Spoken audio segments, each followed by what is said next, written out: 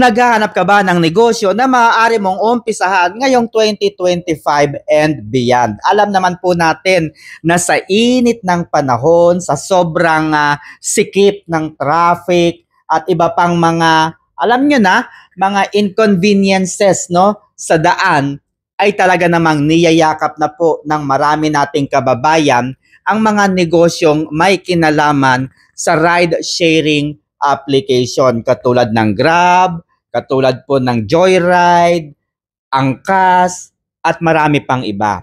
Hindi lamang po yan, mataas po ang kitaan kapag ang iyong sasakyan ay maaari mong i-offer sa mga malls. Yan, dito po pumapasok yung mga tracking business na kung saan ay maaari kang mag-alok bilang isang tracking services ng isang mall, isang groceries, isang manufacturer, and so on so forth. Logistics, isa rin po yan sa napakagandang negosyo na maaari ninyong umpisahan at maaari ninyong i-operate. Ayan. So, ito po ang mga negosyo na ating pinatatakbo mga kaibigan. Alam nyo naman mga kaibigan na nung nakaraan pa ay ipinakita ko na sa inyo kung gaano kalaki ang kinikita kapag meron kang mga van katulad ng L300, H100, mga closed van. Yan, maaari mo kasing ipasok yung mga sasakyan na yan sa mga groceries. No? Halimbawa sa Unilever, sa Procter & Gamble, Del Monte, and so on so forth. Yung mga produkto na yan, pag dineliver ninyo sa NCR or within Metro Manila, maaari kang kumita mula 3,000 kada delivery. So, ibig sabihin, kung meron kang 3 delivery sa isang araw sa Metro Manila lamang po yun, no? Metro Manila, maaari kang kumita ng 9,000 pesos.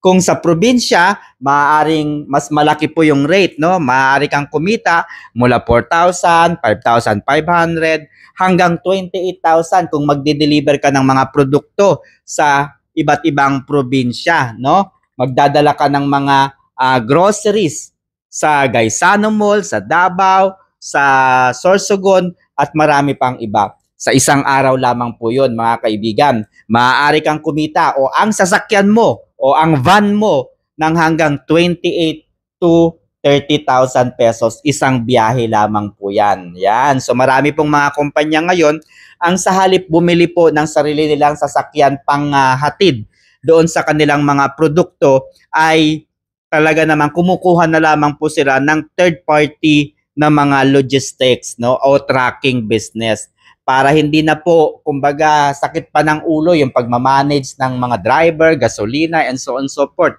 Ang gagawin na lamang nila, isasakay na lamang nila yung produkto no na i-deliver o ipapa-deliver nila sa third party business. Kaya napakaganda po na pasukin ang tracking business sa kasalukuyan.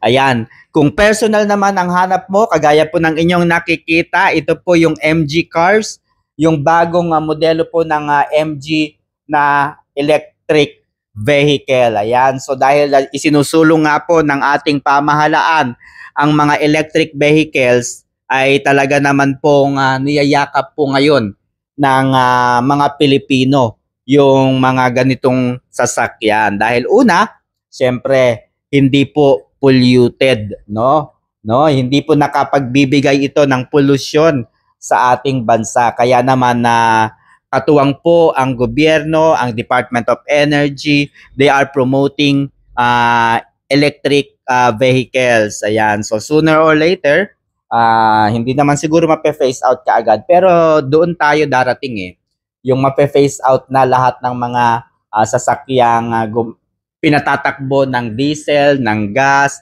and so on so forth. So ito po yung ating sports car na binili. Ito po yung MG, no? Napakaganda po, cyberspace.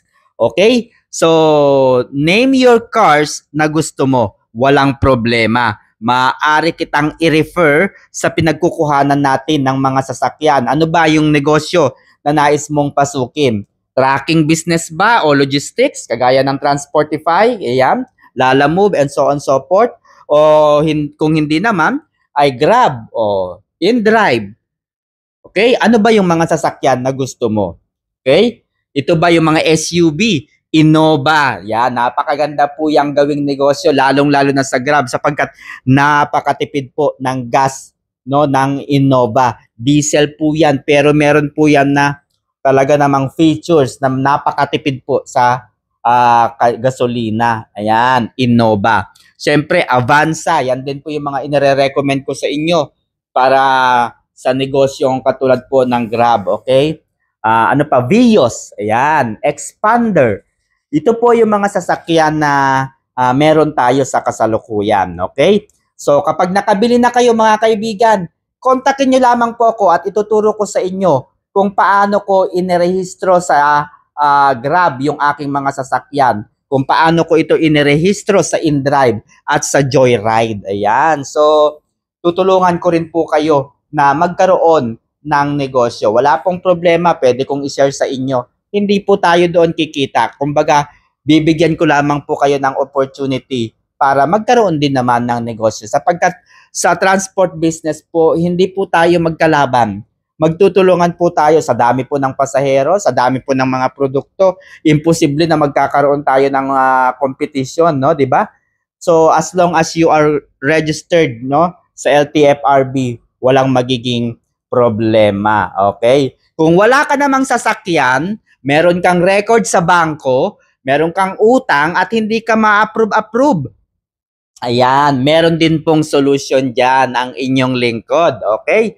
So, maaari ko kayong i-refer at tulungan na ma-approve 100% yung inyong ninanais na sasakyan. So, whether pang personal, yung sasakyan na nais ninyo o hinahanap ninyo, o kaya naman ay pang negosyo, i-message nyo lamang po ako sa aking cellphone number, no? At sabihin nyo lamang yung inyong pangalan, address, contact number, at yung sasakyan na gusto ninyo, at syempre yung inyong budget. Okay? So, wala pong problema kahit meron kayong refli bin cases or mga reklamo or utang sa bangko, 100% approved po